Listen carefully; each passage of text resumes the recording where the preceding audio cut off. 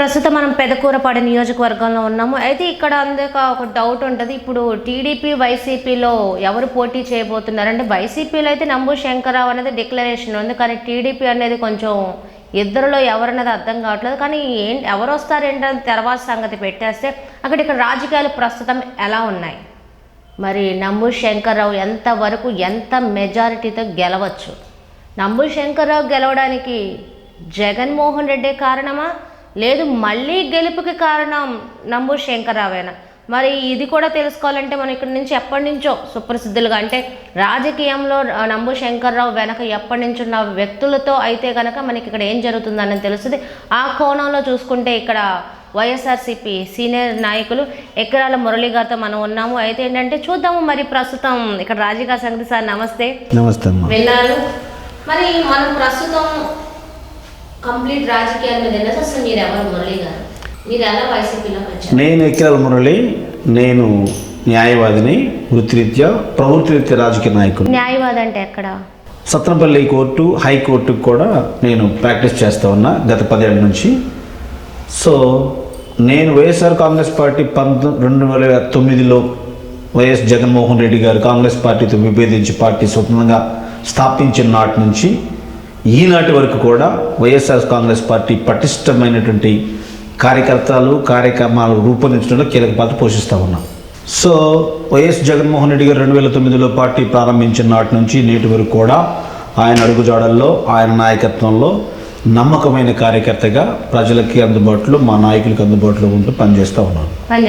ఖచ్చితంగా. అసలు నంబూరు శంకర్రావు గారితో ఎప్పటి నుంచి మీకు ఇక్కడ అనుబంధం? 2019 ఎలక్షన్లో అప్పటి వరకు పనిచేసిన వ్యక్తులను, సమన్వయకర్తలను మారుస్తూ అతి కొద్ది కాలంలోనే నంబూరు శంకర్రావు గారు ఇక్కడ సమన్వయకర్తగా రావడం జరిగింది. గౌరవ వైఎస్ ముఖ్యమంత్రి వైఎస్ జగన్మోహన్ రెడ్డి గారి ఆదేశాలకు అనుగుణంగా, వారి ఆశీస్సులతోనే ఈ నియోజకవర్గానికి సమన్వయకర్తగా, ఇన్ఛార్జ్గా రావడం జరిగింది. 2019లోనే మా అదృష్టం కొద్దీ, ఈ నియోజకవర్గ ప్రజల యొక్క అదృష్టం కొద్దీ వారి తర్వాత అభ్యర్థిగా కూడా ప్రకటించడం జరిగింది. సో 2019 నుంచి మేము వారితోనే ప్రయాణిస్తూ ఉన్నాం. వారు కూడా మమ్మల్ని, ఈ ప్రాంత ప్రజల్ని, ఈ నియోజకవర్గ ప్రజల్ని తమ సొంత కుటుంబ సభ్యులాగా ట్రీట్ చేస్తూనే డెవలప్మెంట్ చేస్తూ ఉన్నారు. 2014లో ఇక్కడ ఎమ్మెల్యేగా పోటీ చేసిన వ్యక్తి ఎవరు వైసీపీ నుంచి? 2014 ఇక్కడ ఇప్పుడు గౌరవనీయులు వినుకొండ శాసనసభ్యులు బొల్లా బ్రహ్మనాయుడు గారు ఇక్కడ పోటీ చేశారు. కొమ్మలపాటి శ్రీధర్ గారి మీద తలపడ్డారు. కొద్ది తేడాతో ఓడిపోవడం జరిగింది. ఓకే. ఇప్పుడు 2019లో నంబూరు శంకర్రావు గారు. అంటే రాష్ట్రం అంతటా ఏ ఎమ్మెల్యే గెలవాలన్న దానికి కారణం మాత్రం జగన్మోహన్ రెడ్డి వల్లనే ప్రతి ఒక్కరు గెలిచారు అనేది అయితే వినబడుతుంది. డెఫినెట్లీ. అది ఒప్పుకుంటారా? 2019? ఖచ్చితంగా. Okay sir. 2019లో మరి జగన్మోహన్ రెడ్డి గారి వల్లే గెలిచిన నంబూరు శంకర్రావు గారు ఇక్కడ ఉంటే ఇప్పుడు ప్రజలు ఓటు వేసేది జగన్మోహన్ రెడ్డిని చూసా, నంబూరు శంకర్రావుని చూసా? రాష్ట్ర ప్రజలంతా కూడా ఒక మ్యానీలో ఉన్నారు. జనాలందరూ కూడా ఒకే ట్రాన్స్లో ఉన్నారు. ఈ ట్రాన్స్ ఏంటంటే యాలం వీరిని పిచ్చి, లేకపోతే విపరీతమైన అభిమానం, లేకపోతే ఎవరెన్ని కుప్పిగంతులు వేసినా, ఎవరెన్ని కుయుక్తులు పనినా మార్చలేనటువంటి వ్యవహారంలో రాష్ట్ర ప్రజలంతా ఉన్నారు. అదేంటి అంటే ఒకే ఒక్కడు జగన్మోహన్ రెడ్డి. వైఎస్ జగన్మోహన్ రెడ్డి గారు ఉంటే నాకు చాలు, ఆయన ద్వారానే నేను, నా కుటుంబం, నా భవిష్యత్తు, నా పిల్లల భవిష్యత్తు బాగుంటుందని జనాలంతా నమ్మి విశ్వసించారు. కాబట్టే ఆయన ఎవరిని తీసుకొచ్చి ఇక్కడ క్యాండిడేట్ వీళ్ళు నా ప్రతినిధి కాబట్టి మీరు గెలిపించండి, ఆశీర్వదించండి అని చెప్పేసి కోరితే మాట్లాడకుండా, మరుక్షణం ఇంకేమి ఆలోచించకుండా ఖచ్చితంగా వాళ్ళతోనే ఉండి జగన్మోహన్ రెడ్డి గారి కోరికని, ఆశని నెరవేరుస్తారు. అవును, అప్పుడైతే గెలిచింది ఓకే. మరి ఇక్కడ 2024 ఇప్పుడు జగన్మోహన్ రెడ్డిని చూసి ఇప్పుడు ఓటేస్తారా, లేదా నంబూరు శంకర్రావు గారు చేసిన అభివృద్ధిని చూసి ఓటేస్తారా?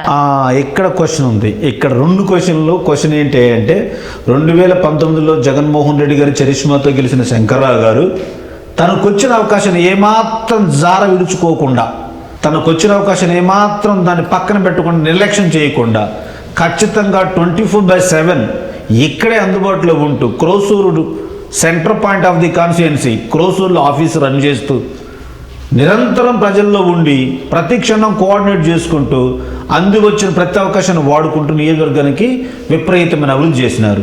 రోడ్లు అవనివ్వండి, బళ్ళు, గుళ్ళు, చర్చిలు, మసీదులు, షాదీఖానాలు, community halls, everything what not. Pulichintala project దగ్గర, పులిచింతల మాదిపాడు ఊర్ల నుంచి పులిచింతల ప్రాజెక్టు దాకా రోడ్డు అప్పుడెప్పుడు ప్రారంభమైనటువంటి ప్రాజెక్టు మీదకి అప్రోచ్ రోడ్డు ఇప్పుడు దాకా శాంక్షన్ అవ్వాల. ఇప్పుడు గౌరవ శంకర్రావు గారు దాన్ని శాంక్షన్ చేయించి వర్క్ స్టార్ట్ చేసి it will be very soon to open. తర్వాత ప్యారలల్గా ప్రాజెక్టుకు ప్యారలల్గా మాదిపాడు నుంచి జగ్గేపేటకి ఎప్పుడో జమాన్లో ఎప్పుడో గతంలోనే చాలా కాలం పూర్వంలోనే ప్రాజెక్టుకు ప్లాన్ చేశారు, రోడ్ కమ్ బ్రిడ్జ్. ఇంతవరకు సాధ్యం కాల.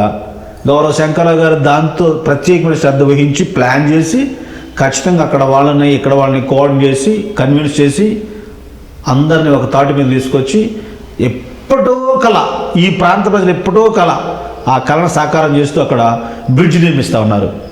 అటు తర్వాత Amaravati to Bellamkonda, Amaravati to Bellamkonda double lane road ఎప్పటి నుంచో ఉంది.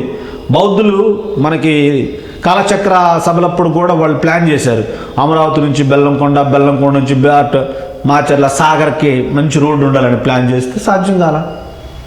అమరావతి నుంచి సత్రపల్లి దాకా 4 ఏదో లైన్ చేస్తే అక్కడికే ఎక్కువైంది. కానీ ఇదంతా దాదాపు 58 కిలోమీటర్లు ఏమో ఉండేది, 48 కిలోమీటర్లో బెల్లంకొండ టు అమరావతి. అక్కడికి double lane, triple lane road అయింది ఈవేళ. ఎవరి వల్ల? కేవలం శంకర్రావు గారి వల్ల. నీ ఇంట్లో కుటుంబ సభ్యుడిలాగా నీకు చిన్న చీమ గుట్టినా, నీ ముఖం మీద చెమట చుక్క పట్టినా శంకర్రావు గారే స్పందిస్తుండే, శంకర్రావు గారే వస్తాడు. కాబట్టి ఇంకా ఆయన ఎన్ని బేరీజ్ వేయాల్సిన అవసరం లేదు. ఒక చీమ కుట్టినా చెమట పట్టినండి అట్టా చెప్తారు, పట్టకుండా కొట్టకుండా అట్టా ఉంటాయి అవన్నీ చూడండి. చూడండి, మీరు అడగండి, నా ఇంట్లో ఒక కార్యక్రమం ఉంది అని ఒక సామాన్య కార్యకర్త అడిగినా, నియోజకవర్గ స్థాయి నాయకుడు అడిగినా శంకర్రావు గారు ఖచ్చితంగా అవకాశం చూసుకుని దాంట్లో పార్టిసిపేట్ చేస్తూ ఉన్నారు. ఒక కార్యకర్తకి బాగోలేదని చెప్పేసినట్టే చిన్న విషయం తెలిసినా హై హాస్పిటల్లో ఉన్నారు, ఈ ప్రస్తుత పరిస్థితి ఏంటి అని డాక్టర్తో కన్సల్ట్ అయ్యి ప్రభుత్వం ద్వారా వచ్చే సహాయాన్ని ఇప్పిస్తూ స్వంతగా తన స్వంత నిధులు కూడా వెచ్చిస్తూ వాళ్ళకి అందుగా ఉంటున్నాడు. అదే కదా, ఈ 5 years నుంచి అట్టాగే ఉంటున్నారా? ఇప్పుడు ఈ 4-5 నెలల నుంచి ఉంటున్నారా? ఫ్రమ్ ద బిగినింగ్ 5 సంవత్సరాలు ఫ్రమ్ ద బిగినింగ్ ఆయన శాసనసభ్యుడిగా ప్రమాణ స్వీకారం చేసిన మరుక్షణం నుంచే, అసలు ఈ నియోజకవర్గానికి సమన్వయకర్తగా తన పేరు ప్రకటించబడిన నాటి నుంచే. గత ప్రభుత్వంలో ఉన్న నాయకులు ఏం చేయలేదా ఇట్లా? ఏమి చూడండి, గుండె మీద చేసుకుని చెప్పండి, బహిరంగ సభలకు సిద్ధం రమ్మనండి. ఏం చేశారు చెప్పాలి. అదే ఏం చేసి ఏమి చేయలేదు, ఏం చేసిన ఉంటే చెప్తాం, పలానా చేసినట్టు చెప్తాం. గత ప్రభుత్వంలో ఇసుక గురించి కూడా తెగ మాట్లాడేవాళ్ళు కదా. ఆ గత ప్రభుత్వంలో ఇసుకను తీసుకున్నారండి. మాకు మన ఆంధ్రప్రదేశ్ రాష్ట్ర చరిత్రలో ఆంధ్రప్రదేశ్ భౌగోళిక స్వరూపం చూసుకుంటే మా ప్రాంతానికి, ఈ కూరపాడు నియోజకవర్గానికి నదీ పరివాహక ప్రాంతం ఎక్కువ ఉంది. బల్లకట్లు ఉన్నాయి, ఇసుక ర్యాంపులు ఉన్నాయి, ఎక్కువ ప్రాంతం మా ప్రాంతం నుంచి ఉన్నాయి. దీనికి శాసనసభ్యులుగా పనిచేయడం లేకపోతే రావడం గెలవడం అంటే చాలామంది దేవుడు వరం, అద్భుతం అనుకుంటారు. గతం వాళ్ళంతా ఎందుకు చేశారు? సహజ వనరులైనటువంటి ఇసుకని విక్రయించారు విపరీతంగా. ఎంతంటే ఆ గుంటలు మీది డెజ్జలతో పెట్టి గుంటలు తీసిన ఆ గుంటల్లో పడి అమాయక ప్రాణులు ఎంతమంది ప్రాణాలు కోల్పోయారు. అంతటిదాకా మీకు ఎవరు ఏం పోతే ఉంటే మాకేం డబ్బులు మాకు కావాలని చెప్ప మీ ధ్యాస అంతా. రోడ్లు పోయినా, మనుషులు పోయినా, పరిస్థితులు పోయినా, ప్రాణాలు పోయినా, ఏం పోయినా మాకేం సంబంధం లేదు, మాకు డబ్బులు కావాలని చేశారు తప్ప. మా కాళ్ళలోతు గుంటలుండే.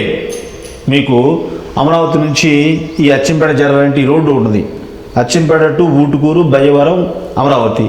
ఈ రోడ్లో ఈ విపరీతమైనటువంటి బరువుతో పోతున్న ఇసుక లారీల దాటికి తట్టుకోలేక మోకాళ్ళలోతు గుంటలో రోడ్ల మీదే చేలలు నాట్లు వేసినట్టుగా, పంట పొలాలు వేసినట్టుగా పరిస్థితి ఉండేది. అయినా పట్టించుకోకుండా అప్పుడున్న శాసనసభ్యులు మరి వాళ్ళ పని, వాళ్ళ వ్యాపారం వాళ్ళే చేశారు తప్ప రోడ్డుకి మరామతులు కానీ పరిష్కారాలు కానీ చూపించలేకపోయినారు. చేయలే. ఆన్ రికార్డ్ చూడండి మీరు. నియోజకవర్గం ఈ రోజు కూడా ప్రభుత్వమే ఇసుక పాలసీ తీసుకొచ్చింది, రాష్ట్ర స్థాయి పాలసీ అది. వాళ్ళు ప్రభుత్వ నిబంధనల ప్రకారంగా ఒక ఏజెన్సీకి ఇచ్చారు, ఏజెన్సీ హ్యాస్ టు తీసుకుంటున్నారు వాళ్ళు. కానీ ఈవేళ మీరు రోడ్లు చూడండి, అదే ఇసుక లారీలు, అదే ఇసుక వ్యాపారం జరుగుతూనే ఉంది. కానీ ఈవేళ రోడ్లు చూడండి మీరు, ఎక్కడైనా రోడ్డు చిన్న ప్యాచర్ కూడా కనపడదు మీకు, ప్యాచర్ కూడా కనపడదు. చూసుకోండి, లింక్ రోడ్లతో సహా ఇప్పుడు అచ్చంపేట నుంచి ఊటుకూరు, ఊటుకు నుంచి బయ్యారం మీదుగా క్రోసూరు అట్లా మన అమరావతికి చేరే దారి. ఊటుకూరు నుంచి అయితే ఆ డబల్ లేన్ రోడ్ ఉంది, triple lane road, Bellamkonda to Amaravati cross అయ్యే రోడ్డు ఉంది కాబట్టి అక్కడ నుంచి ఇక్కడ దాకా ఇది లింక్ రోడ్డు. ఈ రోడ్డు బ్రహ్మాండంగా ఉంది, చూసుకోండి. ఇప్పుడు మీరు చూసుకున్నాక ఆన్ రికార్డ్ ఎవరైనా వచ్చారని చూడొచ్చు, నో ప్రాబ్లం. ఒక్క ఇసుకేనా లేకపోతే ఇంకేమన్నా మాఫియా లాంటివి అన్న ల్యాండింగ్ లాంటివి నడిచినాయా గత ప్రభుత్వంలో? గత ప్రభుత్వంలోనండి చెప్పుకుంటూ పోతే చాలా ఉన్నాయి మేడం. చెప్పండి. విషయం ఏంటంటే పంచభూతాలు గాలి, నీరు, నిప్పు, అవును, వాటిని కూడా అమ్మారండి. నీరు మీరిన కార్యక్రమం, చెట్టు చేపని ఇంకొక కార్యక్రమం, నీరు చెట్టు కార్యక్రమం కింద ఎవడైతే పేదలు, దళితులు, మధ్య చాలా అట్టడుగు వర్గాలు ఉన్న వ్యక్తులు చెరువు, కుంటో, పొట్టో ఆపుకొని బతుకుతూ ఉంటే వాటిల్లో స్థానిక నాయకులు దళారీ వ్యవస్థను మెయింటైన్ చేసే వాళ్ళు దాన్ని ఖచ్చితంగా ఆక్యుపై చేసి నీరు చెట్టు కింద ప్రోగ్రాం కింద ఇది భూమి గవర్నమెంట్కి అవసరమైంది కాబట్టి తీసుకుంటాం అని చెప్పేసి దాంట్లో కొత్తగా చెరువును సృష్టించారు. అందులో ఉన్న మట్టిని అమ్ముకున్నారు గ్రావెల్ కింద, అనాథరైజ్డ్గా మట్టిని అమ్ముకున్నారు గ్రావెల్ కింద, చెరువు పెట్టారు, వాడు పొట్ట మీద కొట్టారు. చాలా జరిగినాయి. మీకు కొండూరులో జరిగినాయి, మీకు రోకలకొండ పాలన జరిగినాయి, ఇంకా చాలా చోట్ల జరిగినాయి అట్లాంటి విషయాలు. మా మండలంలో వస్తే కాన్స్టిట్యున్సీ లెవెల్లోకి వస్తే ఎన్ని జరిగి ఉండొచ్చు? ఎవరి నేతృత్వంలో జరిగేది? అప్పుడు ఉన్నటువంటి నాయకులు ఎవరు ఉంటారండి? అప్పుడు స్థానిక శాసనసభ్యులు గౌరవనీయులు శ్రీధర్ గారు ఉంటారు. తీసుకెళ్ళి వచ్చిన పాపం వారు ఏం చేస్తారు? నాయకుల ఒత్తిడి మేరకు సీనియారిటీ ప్రాతిపదికన అక్కడ వర్గస్వామ్యం అంటే ఆధిపత్యం ఉంటుంది. ఒక గ్రూప్ ఆధిపత్యం ఉంటుంది చూసినారా? మీరు రాజకీయాలు కొత్త, మేము సీనియర్లు అని చెప్పేసి ఒక బ్యాచ్ ఉండేది. ఆ బ్యాచ్ కనుసన్నల్లో శ్రీధర్ గారి కొలాబరేషన్తో వారికి కూడా ఆమోదంతోనే ఇవన్నీ జరిగే ఉంటాయి. తప్పక అయినా తన ఉద్దేశం కూడా అదైనా అంతే, 100% మరి ఇక్కడ నంబూరు శంకర్రావు గారు బాగా చేస్తే నేనైతే ఓపెన్గా అడుగుతున్నాను, అంటే ఏ ఎమ్మెల్యే అయినా ఏ నియోజకవర్గంలో అయినా చేయగలిగే దమ్మైతే ఉంది కదా. మరి ఎమ్మెల్యేగా నంబూరు శంకర్రావు చేసినప్పుడు మిగతా నియోజకవర్గం 175 నియోజకవర్గంలో ఇలా ఎందుకు జరగట్లేదంటారు? చూడండి మ్యామ్, దానికి ఏమంటానంటే ఒక్కొక్కరు క్యారెక్టరు, ఒక్కొక్కరు కెపాసిటీస్, ఒక్కొక్కరి యొక్క ఆలోచన విధానం అంతా డిఫరెంట్గా ఉంటాయి. ఎందుకంటే ఒక తల్లి కడుపును పుట్టిన బిడ్డలంతా కూడా ఒకేలాగా, ఒకే యాటిట్యూడు, ఒకే నావిగేషన్, ఒకే ప్లానింగ్ ఉండకపోవచ్చు. That's why I'm saying that Shankar Rao గారు is different from all these party MLAs. మీకు సవాల్, మీకు ఉమ్మడి రాష్ట్రంలో చేమకుర్తి అని ఒక నియోజకవర్గం ఉండేదండి నల్గొండ జిల్లాలో, ఉమ్మడి నల్గొండ జిల్లాలో. చలకుర్తి నాట్ చేమకుర్తి, చలకుర్తి. ఇక్కడ గౌరవ మాజీ హోమ్ మినిస్టర్ జానారెడ్డి గారు ప్రాతినిధ్యం వహించేవాళ్ళు. వీళ్ళు ఆ నియోజకవర్గ పరిధిలో ఎక్కడన్నా చూసుకోండి, ప్రతి చిన్న పల్లెటూరుకు పోయే లింక్ రోడ్డుతో సహా, గ్రామంలో ఉన్న అంతర్గత రోడ్డుతో సహా నీట్గా సీసీ రోడ్లు కానీ, డాంబర్ రోడ్లు, తార్ రోడ్లు కానీ ఉండేవి. నాకు ఇప్పుడు మా శంకర్రావు గారిని చూస్తుంటే నాకు ఆయన గుర్తొస్తూ ఉన్నారు. నేను చూసా ఆ నియోజకవర్గాన్ని. నేను ఒక ప్రైవేట్ ఎంప్లాయీగా ఉన్నప్పుడు పరిశీలించి చూసే కాబట్టి నాకు తెలుసు. నేను చూసా ఆన్ రికార్డ్. మీరు నియోజకవర్గంలో ఏ ప్రాంతం, ఏ పల్లెకి, ఎక్కడ ఏ రోడ్డు పోయినా సరే ఈరోజు శంకర్రావు గారు మార్క్ డెవలప్మెంట్ కనపడుతుంది. ఒకసారి నంబూరు శంకర్రావు, కొమ్మలపాటి శ్రీధర్ గారు మన అమరావతి అమలింగేశ్వర స్వామి టెంపుల్లో ఒట్టు చేసుకునేదాకా వెళ్ళింది. ఏంటి ఆ విషయం? అసలు ఏం జరిగింది? ఈ నియోజకవర్గానికి నేను 4 సంవత్సరాల్లో చేసిన అభివృద్ధి ఎంతో, మీరు 10 ఏళ్ళు ఎమ్మెల్యేగా చేసినారు ఇదే నియోజకవర్గానికి, మీరు చేసిన అభివృద్ధి ఎంతో, మాటలెందుకు, చేతలు, ఆన్ రికార్డ్, ఆన్ పేపర్ రండి సవాల్ అని చెప్పేసి ఒకరికొకరు భయంగా సవాలు తీసుకున్నారు. మరి వారు తర్వాత వీగిపోయారు, రాలేదు. వాళ్ళు ఏదో డ్రామా వేసుకొని మమ్మల్ని నెట్టారు. అందుకు అరెస్ట్ చేశారంటే అది వారు మరి మీద అక్రమంగా దాన్ని ఏమంటారు, ఒక రకమైనటువంటి దాంతో వస్తే లా అండ్ ఆర్డర్ ప్రాబ్లం తీసి పక్క పెడతారుగా. గ్రూపులు వేసుకొని గలాట సృష్టించడం కోసం చెప్పలేక, ఆడలేక మధ్యలో ఓడు అంటారు చూసారా, విన్నారా? ఆడలేక మధ్యలో ఓడు, ఆ టైపులో మీరు వస్తే మరి పర్యవసానం అంతే ఉంటుంది.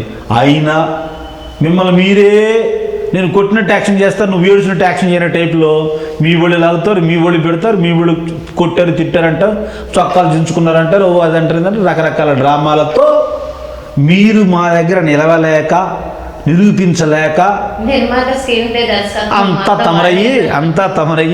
అంతా తమరయ్యి నిష్క్రమించారు. అప్పుడు అందుకు అరెస్ట్ చేయాల్సి అంతే మరి లా అండ్ ఆర్డర్ ఎలా అయితే ఒట్లయితే జరగాలి. మా ముందు నిలబడటానికి కలేజా ఉండాలండి. వాస్తవానికి అవాస్తవానికి రవంత తేడా ఉంటుంది, కానీ దాని ప్రభావం ఎక్కువ ఉంటుంది. వాస్తవం ఈరోజు బయట ప్రచారం చేయించుకొని అది ఇదని చూపించుకోవచ్చు, కానీ నిప్పు మీద నివురు అంటే బూడిద ఎంతో కాలం ఉండదు. గాలి వచ్చింది, బూడిద వేసిపోయింది, నిప్పే ఉంటుంది. అది ఇంపార్టెంట్. అది అభివృద్ధి అంటే, అది శాశ్వతమైన గుర్తింపు అంటే, అది మా శంకరరావు గారికి ఉంది. ఫినిష్. మీరు ఒక కమ్యూనిటీకి సంబంధించి గతంలో కూడా ఉన్నారు, మీరు అదే కమ్యూనిటీ. విషయం ఏంటంటే ఎస్టీ సప్లా నిధులు ఏమైపోయినాయి? ప్రభుత్వానికి గత ప్రభుత్వంలో ఎస్టీ సప్లాన్లు అనేటువంటిది ఇప్పుడుది కాదు. గత జమాన్లో స్వతంత్రం వచ్చిన కాడ నుంచి డాక్టర్ బాబాసాహెబ్ అంబేద్కర్ రాజ్యాంగంలో రూపొందించిన కాడ నుంచి 33% ఎస్టీ సప్లాన్ కేటాయించాలని చెప్పినారు. చాలా కాలం వచ్చిన తర్వాత నిధులు కేటాయించడం జరిగింది. చట్టంలో ఉన్నా కానీ ఇంప్లిమెంటేషన్ చాలా కాలం ముందుకు వచ్చిన తర్వాత జరిగింది. ఎస్, అది కూడా రైటే. మరి ఆ నిధులన్నీ ఎంతకుముందు ఏమైపోయాయి? రాష్ట్ర బడ్జెట్ సపోజ్ ₹1,00,000 1,00,00,000 రాష్ట్ర బడ్జెట్ అయితే 33% కేటాయించి పక్కన పెట్టేవాళ్ళు. కానీ రిమైనింగ్ పార్ట్ అంతా దాని ఖర్చు అయిపోయిన తర్వాత ఎమర్జెన్సీ నీడ్ వస్తుంది. అత్యవసర పరిస్థితుల్లో అత్యవసర ఖర్చులు అనేటువంటి మాట ఏం పడుతుంటుంది. అప్పుడు ఏం వాడతారు? ఎస్టీ సప్లాన్ల కోసం నిర్మించిన బడ్జెట్ను వాడతారు. అంటే వీళ్ళు కేటాయిస్తారు కానీ ఖర్చు పెట్టరు. దానివల్ల ఎస్టీలకు ఏం మేలు జరుగుద్దా? మీరు ఏదో పూర్వ సినిమాలో కోటా శ్రీనివాసరావుకినా తాడుకి కోడి కట్టుకొని కోడి మోసం తింటున్నారు ఫీల్ అవుతున్నట్టుగా మాత్రమే ఉంటుంది తాయిలాలు. కానీ ఈ గవర్నమెంట్లో ఏం జరుగుతుందంటే ఎస్టీ నిధులు కేటాయిస్తూనే డైరెక్ట్గా వాళ్ళ అకౌంట్లోకి అమ్మఒడి, సంక్షేమ కార్యక్రమాలు, ఆసరా, చేయూత, 18 ఏళ్ళకి 45 సంవత్సరాలు నిండినటువంటి స్త్రీలకి, ఎస్పెషల్లీ ఎస్సీ బీసీ మైనారిటీలకి 18,500. పథకాలు అనేవి సెంట్రల్ గవర్నమెంట్ నుంచి వస్తున్న పథకాలని పేరు మార్చి జగన్మోహన్ రెడ్డి పెట్టుకున్నాడు. సెంట్రల్ నుంచి వస్తున్న పథకాలని ఇప్పుడు జగన్మోహన్ రెడ్డి పథకాలుగా క్రియేట్ చేయడం ఏంటి అని అంటున్నారు. రాష్ట్రం అంటే 29 రాష్ట్రాలు తెలిస్తే సెంట్రల్ అండి. భారతదేశం మొత్తానికి ప్రధానమంత్రి మోడీ గారు ప్రభుత్వం, కేంద్ర ప్రభుత్వం పథకాలు, ఆ నిధులు అవన్నీ ఇస్తేనే వీళ్ళంతా పేర్లు మార్చుకొని సొంతైన డబ్బాలు కొట్టుకున్నారు. వెరీ గుడ్, మీతో ఏకీపిస్తాం. మరి పక్కన రాష్ట్రం తెలంగాణలో ఈ ప్రోగ్రామ్స్ అన్నీ అయ్యి, తమిళనాడు ఈ ప్రోగ్రామ్స్ అన్నీ అది అక్కడ ఉన్న నిధులన్నీ బాగానే ఇస్తున్నారు. మరి ఈ నిధుల్ని ఇలాగా డైవర్ట్ చేసి ఇప్పుడు బీజేపీ ఇస్తున్న నిధులు వాళ్ళు ఇస్తున్నట్టు చేసి సప్లై నిధులను ఆపేసి 33% అసలు ఈ రాష్ట్రం అంతా ఏమైపోతున్నాయి? ఏమైపోవట్లా. డైరెక్ట్గా ఎవరికైతే చేరాలని ప్రభుత్వ ఉద్దేశమో ఆ పేదవాడికి, ఆ బెనిఫిషియరీకి, లబ్ధిదారుడికే చేరుతున్నాయి. నేను మీ దానికి ఒప్పుకున్నా, టీడీపీలో పథకాలు లేవు, ఓకే, మొత్తం లక్షల కోట్ల దాకా ఇంత అయ్యింది అని అంటున్నారు. ఓకే, జగన్మోహన్ రెడ్డి ఇచ్చారు అని అంటున్నారు. జగన్మోహన్ రెడ్డి సెంట్రల్ ఇచ్చినా, మరి టీడీపీ అప్పుడు సప్లా నిధులు బీసీ నిధులు ఇచ్చినా, మరి ఆ బీసీ వీటి ఇస్తున్నారు. మరి సప్లా నిధులు బీసీ సంబంధించిన జగన్మోహన్ రెడ్డి ఎందుకు ఇవ్వట్లేదు? మరి పథకాలు తీసి అటు బీజేపీ వాడుకుంటున్నారు కదా, ఇక్కడ ఇస్తున్నారు కదా, అక్క పెత్తనం చెల్లెలు కాపురం అన్నట్టు ఉంది కదా. లేదమ్మా, అక్కడ ఎక్కడ జరగదు. ఏదైతే కేంద్ర ప్రభుత్వం ఆశిస్తూ ఉందో వాటన్నిటినీ డైరెక్ట్గా అదే పేరుతో కాకపోయినా కానీ అదే వ్యక్తికి అందిస్తున్నాం. దానికి అదనంగా ఆ బెనిఫిషియరీస్ కావాల్సిన ఎక్స్ట్రా బెనిఫిట్ కూడా రాష్ట్ర ప్రభుత్వం భరిస్తూ ఉంది. మీరు చూస్తే మొన్న కరోనా టైంలో కేంద్ర ప్రభుత్వం ఉచితంగా ప్రతి ఓనికి బియ్యం ఇచ్చినారు. 10 కేజీలు సపోజ్ అనుకోండి ఫ్యామిలీకి. రాష్ట్ర ప్రభుత్వం కూడా ప్యారలల్గా 10 కేజీలు మళ్ళీ ఇచ్చింది. అంటే కేంద్ర ప్రభుత్వం నిధులు తీసుకొని మేమేమి ఇవ్వకుండా జగన్మోహన్ రెడ్డి గారి పేరు పెట్టుకొని కొత్త పథకం అయితే మీరు అన్నమాట ఏకీభవించవచ్చు, అది ఆయన పేరు అని. కానీ ఆయన ఇస్తున్న దానికి అదనంగా మరలా మేము కూడా ఇస్తున్నాం అదనంగా. అంటే ఏ రాష్ట్రంలో లేనట్టుగా 10 రూపాయలు ఎక్కువ పెట్రోల్ మన రాష్ట్రంలో పెంచడం అదనం అంటే బీజేపీ ఒక రేటు ఇచ్చింది. ఏ రాష్ట్రంలో లేని 10 రూపాయలు ఎక్కువ మన రాష్ట్రంలో ఉంది. మరి ఈ రూపాయి ఎంత? ఎందుకంటే ఈరోజు వెహికల్స్ ఎక్కువ ఉన్నాయి, ఇంటికి 3-4 వెహికల్స్ ఉన్నాయి. ఆ లెక్కన పర్ రేట్ ఆఫ్ ఇంట్రెస్ట్గా చూసుకున్నా సరే ఒక రోజుకి ఒక ఇంటి నుంచి రాష్ట్ర ఆదాయం ఎంత వెళ్తుంది, ఆ డబ్బంతా ఏమైపోతుంది, ఎవరి దగ్గరికి వెళ్తుంది? ఎవరి దగ్గర పోతాం. అంత ట్రాన్స్పరెన్సీ గవర్నమెంట్ మీరు దేశంలో ఎంతవరకు ఈ చరిత్రలో చూసుండ్రమ్మా. మీరు పక్క రాష్ట్రంలో జరుగుతున్నటువంటి అన్నిటికంటే ఎక్కువే మేము. ఒకప్పుడు కేరళ ఈ దేశంలో హయ్యెస్ట్ రేట్ ఆఫ్ లిటరసీ ఉండేది, ఇవాళ ఏపీ ఉంది. Yes, that is the power of Jaganmohan Reddy. ఒకప్పుడు చాలా పడిగాపులు కూడా పెట్టిన పేదలు, బడుగులు, బలహీన వర్గాలు ఇళ్లలో ఉంటే పెన్షన్ కోసం క్యూల్లో నిలబడి ప్రాణాలు పోయిన వాళ్ళు ఉన్నారు. జన్మభూమి కమిటీ ఈరోజు లేదు. ఈరోజు మేమే ప్రభుత్వ ప్రతినిధిగా, లేకపోతే ముఖ్యమంత్రి గారి ప్రతినిధిగా, స్వచ్ఛంద సేవకులుగా మేమే ప్రభుత్వం యొక్క పథకాలను నేరుగా లబ్ధిదారు ఇంటి ముందు తీసుకొని పోయి వారి ఇంట్లో పెట్టి బలకరించి మాట్లాడి తీసుకొని ఇచ్చొస్తా ఉన్నాం. రేషన్ బియ్యం ఇంటి ముందు తీసుకొని పోయి ఇస్తూ ఉన్నాం.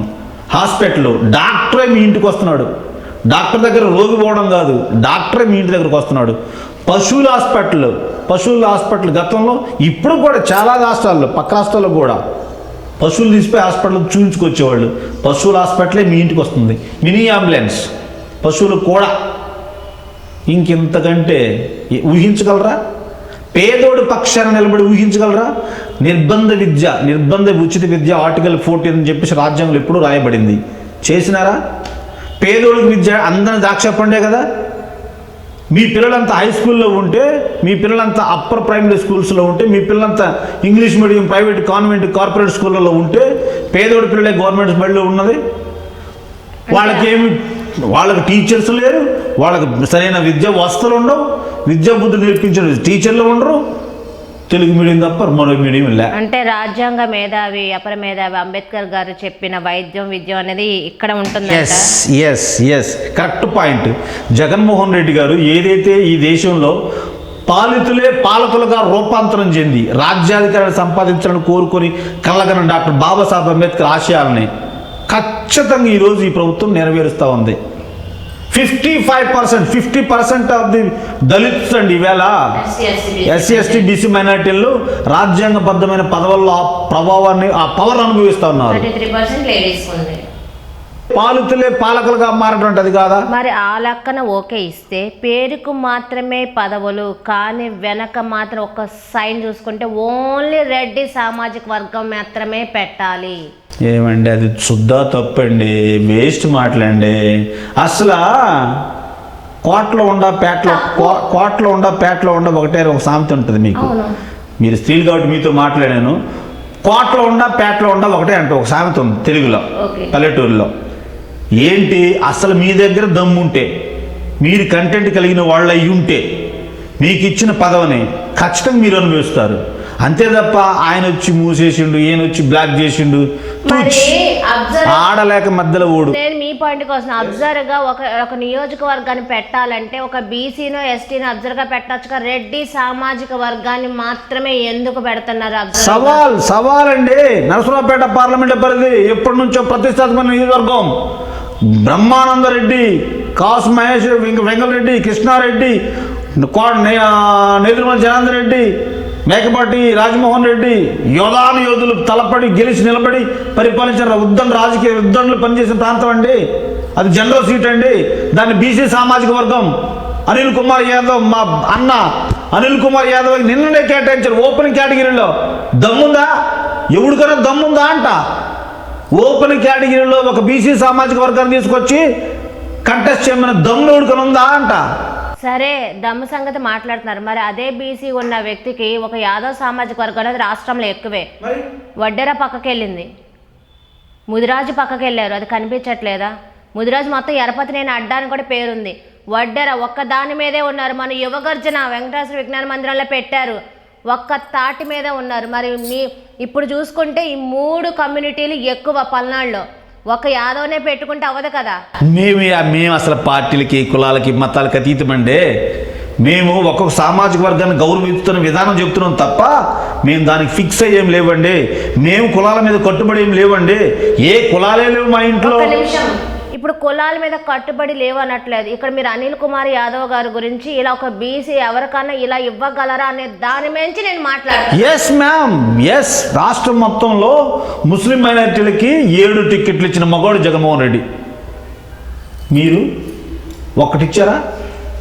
ఒకటి. అదే ముస్లింకి 4% రాజశేఖర్ రెడ్డి ఇచ్చారంట కదా. రిజర్వేషన్ షేక్లకు మాత్రమే ఇచ్చారుగా, అందరికి ఎలా ఇచ్చారు? షేకులకే ఇచ్చారని అంటున్నారు. షేకులు ముస్లిం అంటే వాళ్ళే కదా, ఇంకెవరు లేరా? పతాన్ ఉన్నారు, చాలా మంది ఉన్నారు ముస్లిం అంటే. వాళ్ళందరికీ ముస్లిం ఏదైతే ఉందో, ముస్లిం అనేటువంటిది ఏదైతే ఉందో కొంతమంది బీసీలు ఉన్నారు దాంట్లో. బీసీలకు ఆల్రెడీ బీసీ రిజర్వేషన్ వచ్చింది. షేకులు మేము ఓసీ అని చెప్పుకోవడానికి లేదు, బీసీ అని చేసేసారని. కానీ పతాన్లు వీళ్ళు కూడా కొంతమంది ఓసీలో ఉన్నారు. ఒక బీసీ చేసింది ఒక్క షేకులు మాత్రమే రాజశేఖర రెడ్డి గారు. కొంతమంది షేకులు నాతో మాట్లాడిన సందర్భాలు ఉన్నాయి, ఆఫ్ ద రికార్డ్ ఇవి. లేదు లేదు. విషయం ఏంటంటే బీసీల్లో ఆల్రెడీ అంతకు ముందే కొంతమంది వ్యక్తులు దూదేకులు అని చెప్పేసి ఉండేవాళ్ళు, వాళ్ళు బీసీలు ఉండేవాళ్ళు. తదిమా వాళ్ళంతా ముస్లిం అంతా కూడా ఓసీలు ఉండేవాళ్ళు.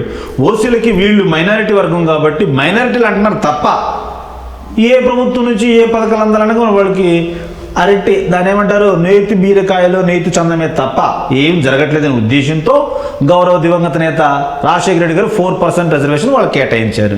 దానివల్ల ఉద్యోగ విద్యా అవకాశాల్లో బీసీ అయినారు వాళ్ళు. 4% రిజర్వేషన్తో ఎంప్లాయ్మెంట్ వచ్చింది, ఎడ్యుకేషన్ వచ్చింది, ఫీజు రియంబర్స్మెంట్ అన్ని కమ్యూనిటీది వద్దు అని అన్నప్పుడు మొన్న నంబు శంకరరావు గారు మరి బీసీ మీటింగ్ ఎందుకు పెట్టారు? వాళ్ళని గౌరవించొద్దు అంటారు మీరు అనేది. మరి గౌరవించాలన్నప్పుడు మీరు ఒక రాజకీయంగా ఉన్నప్పుడు అన్ని కమ్యూనిటీలను గౌరవిస్తూ అడిగినప్పుడు మాట్లాడాలి. బీసీ సమావేశం, ఆత్మీయ సమావేశం పెట్టినాం, ఎస్సీ కోసం ఎస్టీల కోసం సమావేశాలు పెట్టినాం, క్రైస్తవుల కోసం సెమీ క్రిస్మస్ పెట్టినాం, ఆల్ హిందూస్ కోసం వన సమారాధన పెట్టినాం. ఎక్కడికక్కడ ఏ నియోజకవర్గానికి అందరి ప్రజల్ని మా కుటుంబ సభ్యులు అందరికీ సమప్రాధాన్యత. అందరి గురించి మేము అడిగినప్పుడు మీరు సమాధానం చెప్పాలి. మాకు లేదు మేము ఇలా మాట్లాడమని కాదు. ఎందుకంటే ఇక్కడ ప్రతి నియోజకవర్గంలో ప్రతి ఎమ్మెల్యే నుంచి ఓటింగ్ పడితేనే ఈరోజు అనిల్ కుమార్ యాదవ్ గారు ఒక ఎంపీగా అక్కడ నిలబడతారు. చాలా కీలకమైన వ్యక్తి లావు కృష్ణదేవరాయలు ఇక్కడ నుంచి పోటీ చేయాలనేది ఉంది, వినబడుతుంది టీడీపీ నుంచి వస్తారనేది. మరి ఇది సవాల్ కాదా? సవాల్ ఖచ్చితంగా సవాల్. ఏం సవాల్ అంటే లావు శ్రీకృష్ణదేవరాయలు గారు మాతో ఉన్నప్పుడు గౌరవించాం. ఎడ్యుకేట్ బాగా మంచి చదవరి, సమయస్ఫూర్తి, సైలెంటు, చాలా మంచోడు, గౌరవించాం మేము కూడా. ఏమిచ్చి మీరు అధినాయకత్వాన్ని ప్రశ్నిస్తూ రివర్స్ అయ్యనికి పోతారు? ఏం తప్పు చేసి ఏం తప్పు జరిగిందని చెప్పేసి అధినాయకత్వాన్ని ప్రశ్నించి ధిక్కరించి నెల్లూరు నుంచి వచ్చి అనిల్ కుమార్ యాదవ్ ఇక్కడ విధేయించి కదా పోటీ చేస్తున్నారు. నరసరావుపేటలో ఉన్నటువంటి మీరు గుంటూరు షిఫ్ట్ అవడానికి వచ్చిన ఇబ్బంది ఏందో మాకైతే అర్థం కాల. విధేయించాల్సినటువంటి మీరు వ్యతిరేకించాల్సిన అవసరం వచ్చిందో మాకు అర్థం కాల. మిమ్మల్ని ఎక్కడైనా గౌరవం తక్కువ చేసిందా నియోజకవర్గ ప్రజానీకం, అధిష్టానం, మా ఎమ్మెల్యేలు కానీ ఎవరైనా? మా ఎమ్మెల్యే గారు శంకరరావు గారు కానీ మీతో ఎంత చనువుగా ఉండేవాళ్ళు, ఎంత గౌరవంగా ఉండేవాళ్ళు. పార్టీలు మారడం అనేది సహజం. ఇప్పుడు జగన్మోహన్ రెడ్డి అయినా నేను సీఎం కొండను నా ప్లేస్లో వేరే వాళ్ళని కూర్చోపెట్టండి అయితే అనరు కదా. అంటే ఎవరి పార్లమెంటు ఎవరి నియోజకవర్గంలో నేను ఉండాలనేది ఉంటారు. కావాల్సిన అధికారం ఇక్కడ నేను ఏ పార్టీలో ఉన్నా నేను ప్రజల సమస్య చేయగలను అనేది ఎవరికైనా ఉంటుంది. కృష్ణదేవరాయలు వెళ్ళడానికి కారణం ఆయన అదే నర్సరావుపేటలో నాకు ఇక్కడ వర్గం ఎక్కువ ఉంది, ఈ 5 సంవత్సరాల నుంచి నేను ఇక్కడ బలంగా ఏర్పరచుకున్నా కూడా ఇక్కడే పోటీ చేస్తాను అనేది పెట్టుకోవచ్చు, తప్పులేదు. అందుకని ఆయన ఒకవేళ పార్టీ మారుతారా లేదా అన్నది పక్కన పెడితే టీడీపీకి వెళ్ళొచ్చు. ఆయన కావాలనుకుంటుంది ప్రజాసేవ ప్రజల్లో, పార్టీ అని కాదు కదా. మేము ఖచ్చితంగా ఆహ్వానిస్తూ ఉన్నాం. లావు శ్రీకృష్ణదేవరాయలు గారు మా వైపున నిన్నదాకా ఉండి ఈవేళ మాకే ప్రత్యర్థిగా వచ్చినా కానీ మా కార్యకర్తలు, మా నాయకులు, ప్రజలు ఏ రకంగా స్పందిస్తారో చూద్దాం. మీరు మాతో ఉంటే గౌరవించాం, మా ప్రత్యర్థి వర్గంలో చేరితే ఎట్లా గౌరవిస్తాం? మీ మంచితనాన్ని, మీ యొక్క సమయస్ఫూర్తిని, మీ యొక్క సైలెన్స్గా ఆ ఒబీడియన్స్ని మేము అప్పుడు గౌరవిస్తాం, ఇప్పుడు ఎప్పుడైనా గౌరవిస్తాం. కానీ శ్రీకృష్ణుడు భగవద్గీతలో మాట చెప్తారండి, అర్జునుడు అన్నలు, తమ్ముళ్ళు, మామలు, మేనమామలు, బాబాయిలు, పిన్నమ్మలు, పెద్దమ్మలు వీళ్ళంతా ఇలా నేను యుద్ధం చేసేదంటే యుద్ధంలోకి వచ్చినాక తల ఎంత తోకలేదు, బంధుత్వం ఉండదు బాబు, కుట్రా బాబు అంటే నా ఎంత పక్కన మాతో పాటు ఉన్నటువంటి మా నాయకుడే గౌరవనీయులు నిన్నటిదాకా ఇప్పటిదాకా మా పార్లమెంట్ సభ్యులే కృష్ణదేవరాయలు గారు, ఎప్పుడైనా మేము ఆయన గౌరవిస్తూనే ఉంటాం. కానీ యుద్ధంలోకి వచ్చినాక మేము మా ప్రత్యర్థి అవుతారు తప్ప యుద్ధమే. అందుకే కదా సిద్ధం అని స్లీవ్స్. డెఫినెట్లీ మరి ఆ సిద్ధానికి అర్థమైతే మీకు ఎలా అర్థమైందో నాకు తెలియదు. ఆ సిద్ధానికి అర్థం ఏంటో చెప్తారా? మా నాయకుడు జగన్మోహన్ రెడ్డి గారు పేదలకి పెత్తందారులకి మధ్య జరుగుతున్న యుద్ధానికి ఈ రాష్ట్ర ప్రజానీకం అంతా ఈ పేదల తరపున సర్వసైన్యాధ్యక్షునిగా నేనే ముందుండి నడిపిస్తా సైన్యాన్ని, ఈ యుద్ధానికి సిద్ధమని మా ఉద్దేశం. మా ఉద్దేశం లేదు దేనికన్నా రెడీ, కోడ్ రానివ్వండి, మేము సిద్ధం ఉన్నాము, ఒక్కొక్కరు పని చెప్తాము, ఇప్పుడు నేను బరిలో దిగుతున్నాను అన్నట్టు. సారీ, అది మా వృత్తి ప్రవృత్తి కానే కాదు. మేము చాలా సైలెన్స్, చాలా ఒబీడియంట్. దేవుడి భయం, దేవుడి మీద నమ్మకం, ప్రజల మీద నమ్మకం, ఖచ్చితంగా మా వర్క్ మీద నమ్మకం ఉన్నటువంటి వాళ్ళం. డెఫినెట్గా దాన్ని నమ్ముకుంటాం. మరి ఎస్టీ ఎస్సీల పరిస్థితి చూసుకుంటే ఈ రోజున వైఎస్ షర్మిల ఎంట్రీ మొత్తము, ఇప్పుడు అనిల్ బ్రదర్ వాళ్ళు ఏంటంటే మొత్తం ఎస్టీ ఎస్సీ ఓటింగ్ చీల్చడానికే వచ్చారు అనేది వినబడుతుంది. మరి ఇది జగన్మోహన్ రెడ్డికి, ఎస్టీ ఎస్సీలకి పెద్ద దిక్కు జగన్మోహన్ రెడ్డి అన్నప్పుడు ఇప్పుడు వైఎస్ షర్మిల రాక ఎంతవరకు ఓటింగ్ మైనస్లోకి వెళ్ళబోతుంది? అసలు నాకు తెలిసిందే కొద్దిగంత. నాకు తెలిసిన దాంట్లో షర్మిల గారి పాత్ర ఇంత కూడా ఉండదని నా ఉద్దేశం. ఎందుకంటే మీరు తెలంగాణలో ఉండేమన్నారు, ఈ ప్రాంత బిడ్డను నేను ఇక్కడే పుట్టినా, ఈ ఇంటికి కోడలైనా కాబట్టి ఇక్కడైనా హక్కు, నా రైట్, అది ఇది అని చెప్పేసి మీరు అక్కడ చేసినారు. ఏమైంది? బేరం కుదరలేదా? మూటల చేతులు మారలేదా? మీరు అనుకున్న చేరుకోలేకపోయారా? అందుకని మళ్ళీ ఏపీకి వచ్చారా? మీ వెనకుండా నాడిచ్చే డైరెక్టర్ ఎవరు? ఇంట్లోనే చిచ్చు పెట్టే బ్యాచ్ ఎవరు? సొంత అన్న మీదే అన్న కోసం నా ప్రాణమైన ఇస్తా, అన్నదుల్ని బాణం అని చెప్పి తిరిగిన మీరు అన్న మీదనే ఇవాళ రివర్స్ అవుతున్నారంటే అన్న పరిపాలన నచ్చట్లేదని చెప్తున్నారు కదా, అందుకే నేను ప్రజా శ్రేయస్సే ఇన్ని మైనస్లు అని చెప్తున్నారు. అదే మీరు జనం బ్రహ్మరథం పడుతుంటే అక్కడ జనం అంతా నీరాజనం బలుగుతుంటే కళ్ళల్లో నిప్పులు పోసుకుంటున్నారా? అంటే వాళ్ళకి తెలుసు, అది ప్రజలకు తెలుసు, చూసేవాడు తెలుసు, మాకు తెలుసు, మాకు తెలుసు. ఎలా అనేస్తారు మరి? పోరాడుతుంది ఒక మహిళ, ఈ పరిపాలన బాగాలేదని పోరాడుతుంటే వెనక నడిపారు, ముందు నడిపారు, ఎలా చూసుకోండి. మీరు ఈక్వేషన్స్ అన్ని చూసుకోండి. ఏ పార్టీని, మా నాన్నగారు చావుకు ప్రధానమైన కారణం కాంగ్రెస్ పార్టీ అని మీరు, మా అన్నకి ఇన్ని కష్టాలు రావడానికి దానికి లోపాయికారి ఒప్పందంతో అగ్ని కార్యం తోడైనట్టుగా కాంగ్రెస్కు టీడీపీ అన్న మీరు, మా నాన్నగారి మరణానికి కారణమైనటువంటి వాళ్ళు వీళ్ళందరూ అని చెప్పి పేర్లు పెట్టి మరీ పిలిచిన మీరు, తెలంగాణ ఆంధ్ర విడిపోవడానికి కారణమైనటువంటి వీళ్ళు అని చెప్పేసి ఆధారాలతో సాధించిన మీరు, మరి ఇవాళ వాళ్ళతో ఎట్లా జతకడతారు? అంటే ఏరు దాటిన దాకా, ఏరు దాటిన తర్వాత అది కాదా? అది ఈ మాత్రం కూడా జ్ఞానం ప్రజలకు లేదని మీరు భ్రమ. ఒక్క మాట, జగన్మోహన్ రెడ్డి ఇప్పుడు అధికారంలో, ఇప్పుడు గవర్నమెంట్ నడుస్తున్నప్పుడే షర్మిలని ఆపడానికి అవటంలో మ్యాక్స్. మరి ఒక్కసారి ఎలక్షన్ కోడ్ వచ్చిందంటే ఎంత విపరీతంగా ఉండొచ్చు అనేది ఆలోచించాలి. ప్రజల్లో మాట్లాడే ప్రతిదీ స్ఫూర్తిగా ఉంటున్నాయి షర్మిల గారు మాట్లాడేవి. మరి ఎందుకు ఆ మాట అంటున్నానంటే జగన్మోహన్ రెడ్డి గెలవడానికి వన్ ఆఫ్ ద రీజన్ కారణం కూడా షర్మిల అనేది కూడా ఉంది. ఆవిడ వాక్ చాతుర్యం, ఆవిడ మాట్లాడే విధానం, మోటివేషన్ క్లాసెస్ అని కూడా అనొచ్చు ఆవిడ మాట్లాడే విధానం. ఏమ్మా, ఎన్ని చెప్పినా ఏం చెప్పినా వాతలు పెట్టుకున్నంత మాత్రాన నక్క పులి కాదు కదా. నల్లగా ఉన్నంత మాత్రాన కాకి కోకిలు అవుతుందా? వినండి తల్లి, వినండమ్మా. తెల్లగా ఉన్నంత మాత్రాన ఆవు పాలు, పిల్లి పాలు అవుతాయా? ఒకే దాంట్లో ఉన్నా, ఒకే దాంట్లో జీవిస్తున్నా కొంగ, హంస ఒకటవుతాయా? Same as. మరి పిల్లిని గదిలో పెట్టిన పులి అవుతుంది కదా. చూద్దాం ఎవరు పెట్టారు. మేం బంధించడాలు అది తూచండి, మా స్థాయికే తగిన మాట కదా. అది ఓపెన్ సవాల్, కావలసినంత స్వేచ్ఛ కాబట్టి తిరుగుతున్నారు, కావలసినంత విధానం కాబట్టి మాట్లాడుతున్నారు. కాకపోతే మేము వల్ల రిక్వెస్ట్ చేసేది ఏంటంటే, మీ ప్రవర్తన వల్ల కన్సర్న్ ఏరియాలో మీరు తిరుగుతున్న ప్రాంతంలో ప్రజలకి ఇబ్బంది లేకుండా, ప్రజా జీవనానికి అసౌకర్యం కలగకుండా ఉంటే చాలు. If it is cross your lines, చట్టం తన పని తాను చేసుకుంటూ పోద్ది, అంతవరకే తప్ప మేము ఎక్కడ ఎవరిని మాకు ఎదురొస్తారని ఆపమని ముచ్చటైతే లేదు. మీరు ఒక పొలిటికల్ లీగల్ అడ్వైజ్గా అనేది నేను అనొచ్చు.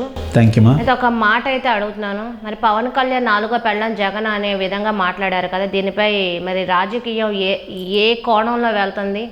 అసలు విలువలు ఉన్న రాజకీయం అంటారా? లేకపోతే, ఎందుకంటే మాట ఎందుకు అడగాల్సి వస్తుంది, పర్సనల్గా ఈ విధానం అనేది రేపు వాళ్ళు ముఖ్యమంత్రులు అవుతారు, అయితే వాళ్ళని కూడా ఇలా అనొచ్చు, ఒకవేళ అవుతారన్నారు అంటే ఈ ముఖ్యమంత్రి ఇలాగైనా మాట్లాడతారనేది కొంచెం డౌట్. మరి దీన్ని మీరేమంటారు? అమ్మాయిది నేను కూడా విన్నా మొన్న రీసెంట్గా నిన్ననే ప్రెస్ మీట్లో మా అన్న నేను మొన్న అది ఇంటర్వ్యూ ఆయన మొన్న అన్న మాట పవన్ కళ్యాణ్ గారు నిన్న మా అన్న నందిగం సురేష్ ఎంపీ గారు అన్న మాట నేను ఆయన ప్రెస్ మీట్ విన్నా. ఇప్పుడు దాకా పవన్ కళ్యాణ్ గారికి 2-3 ఎంతోమంది భార్యలు ఉన్నారు, ఓకే సరే వాళ్ళంతా ఆడలే, నాకు తెలిసి ఆడలే కదా ఆయనకున్నంత ముందు మాజీ భార్యలు ఇప్పుడు ఉన్న భార్య అంతా ఆడోళ్లే కదా ఆడోళ్లే కదా 2 దేశాలు లేడీ, తర్వాత ఆమె రష్యానా లేడీ అండ్ అగైన్ ఫస్ట్ పెళ్ళైనా లేడీ వైజాగ్ ఆమె, వీళ్ళు 3 లేడీసే. ఇప్పుడు తీరా 4 ఆయన జగన్మోహన్ రెడ్డి గారితో కాపురం చేస్తానంటే ఆయన టైప్ ఏంటి, ఆయన క్యారెక్టర్ ఏంటి, కొత్త క్వశ్చన్ అనుమాన జనాలు వస్తున్నాయి. మగోళ్ళు చేసుకోవడం ఏంటి? ఏమైందో సుప్రీంకోర్టు ఆర్డర్ ఇచ్చిన 376 రద్దయింది, 377 అవంతా మీరు ఎవరెవరి వ్యక్తిగత పౌర హక్కులు అవన్నీ ఉన్నాయి కాబట్టి మీకు నచ్చిన విధానం పాటించవచ్చు అంటుంటే ఒకవేళ పవన్ కళ్యాణ్ గారు కూడా మరి అట్టే అదే అనేటువంటి అనుమానాన్ని లేవనెత్తారు మన నందిగం సురేష్ గారు. కాబట్టి అట్టా చీప్గా చిల్లరగా మాట్లాడాల్సిన అవసరం అంటే ఎంతసేపు ఆయన 3 పెళ్ళిళ్ళ మీద మాట్లాడుతూ ఉంటే మరి అలాంటప్పుడు 4వ పెళ్ళి అలా మాట్లాడుతున్నారు కదా. ప్రశ్నకు విమర్శకి ప్రతి విమర్శ చేస్తున్నారనే కానీ 4వ పెళ్ళం జగన్ అంటున్నారు కదా. అంటే నా 3 పెళ్ళిళ్ళ గురించి ఎందుకు నువ్వు రాజకీయం గురించి మాట్లాడనేదే కదా అందులో పవన్ కళ్యాణ్ గారు అంటున్న మాట. అట్టే అనొచ్చు కదా అంటే ఇంకా అట్లా అనరాను కదా. ఇప్పుడు నెక్స్ట్ నుంచి అట్లా ఎవరు అనరు, నాకైతే అదే అర్థమవుతుంది మాకు. ఇప్పుడు జగన్మోహన్ రెడ్డి గారు మొగుడు పెళ్ళము జనం తేలుస్తారు కదండి. మనం ఎన్నిసార్లు వేసినాం? మనం 2 చోట్ల వేసినాం. ఎన్ని చోట్ల గెలిచినాం? స్వయంగా మనం 2 చోట్ల వేసినాం. ఎన్ని చోట్ల గెలిచినాం? ఎక్కడే గెలవలేదు. మరి ఇప్పుడు మొగుడు ఎవరు పెళ్ళం ఎవరు? అంటే ఇప్పుడు మొగుడు పెళ్ళాలి ఎవరు మొగుడు ఎవరు పెళ్ళం ఎవరు? గెలిచినోడా ఓడినోడా? మరి అయిపా ఇంకెందుకు మాకెందుకు, మేము మొగుడు అని చెప్పుకోవడం మాకేం పని? జనం చెప్పారు ఇవుడు మగోడు.